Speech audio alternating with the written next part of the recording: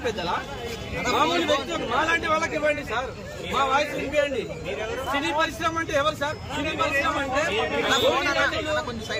50 నుంచి 100 కోట్లు 150 కోట్లు తీసుకున్న వాళ్ళు మాత్రమే అక్కడ సినీ పరిశ్రమ అన్నా సార్. సినీ పరిశ్రమలో ఎవరెవరు ఉంటారు సార్?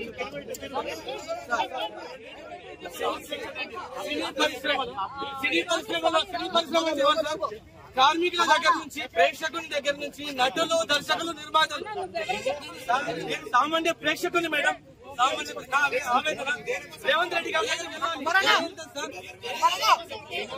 పోరాటం సామాన్య ప్రేక్షకుని గురించి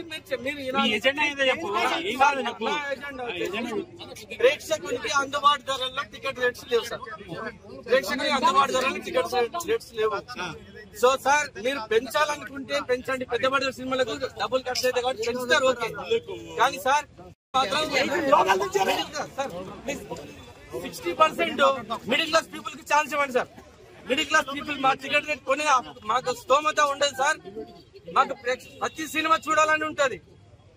60% వరకు మాత్రం పెంచొద్దు. అప్పర్ క్లాస్ పెంచుకోండి, నో ప్రాబ్లం.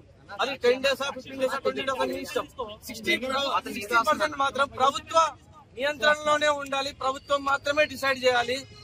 మీరు 100 కోట్లు పెట్టి సినిమాలు తీసుకోండి, మాకు నో ప్రాబ్లం. బెనిఫిట్ షోల వల్ల కూడా మాకు నో ప్రాబ్లం సార్. బెనిఫిట్ షోలు కూడా పెట్టుకోండి, నో ప్రాబ్లం.